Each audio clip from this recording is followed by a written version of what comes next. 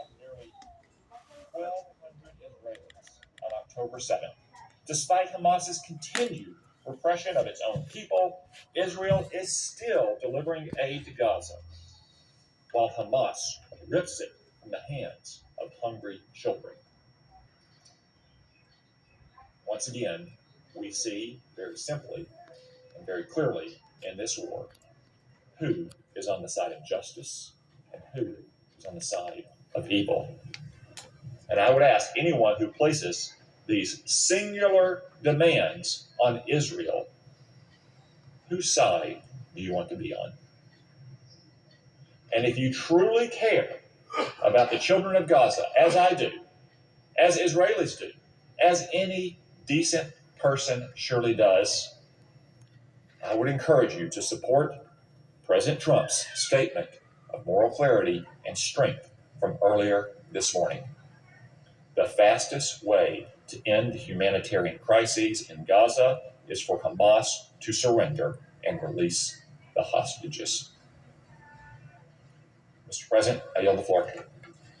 Tom Cotton is absolutely correct about everything that he said. And, you know, I like that he kind of understands the narrative now that needs to be handled with Israel. You can't say it's anti-Semitism, but, like, that's what he's alluding to, right?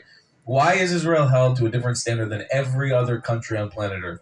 It's obviously because of, specifically, it's peddled by Arab anti-Semitism, which then unlocks, like, a sort of weird Western anti-Semitism where they get all fucking excited and horny about it. They're like, oh my God, we can be anti-Semitic again.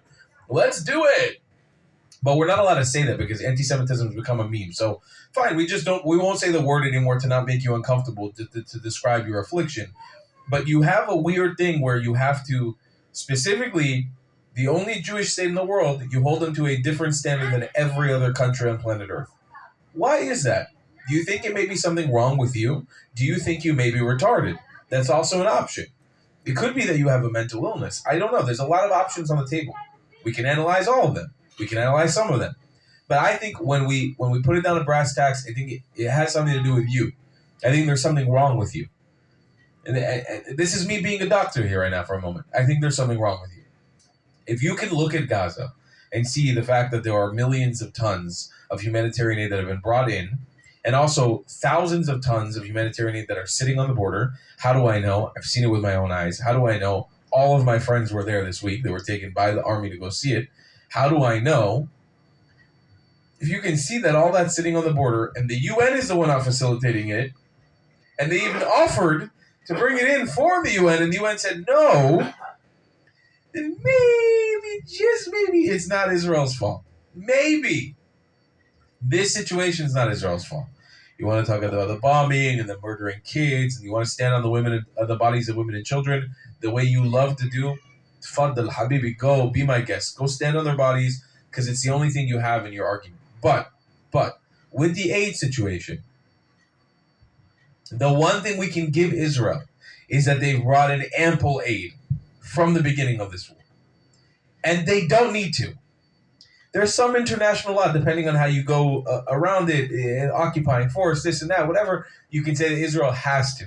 But it's a big gray area, considering the fact that Israel left the Gaza Strip and was attacked by the Gaza Strip.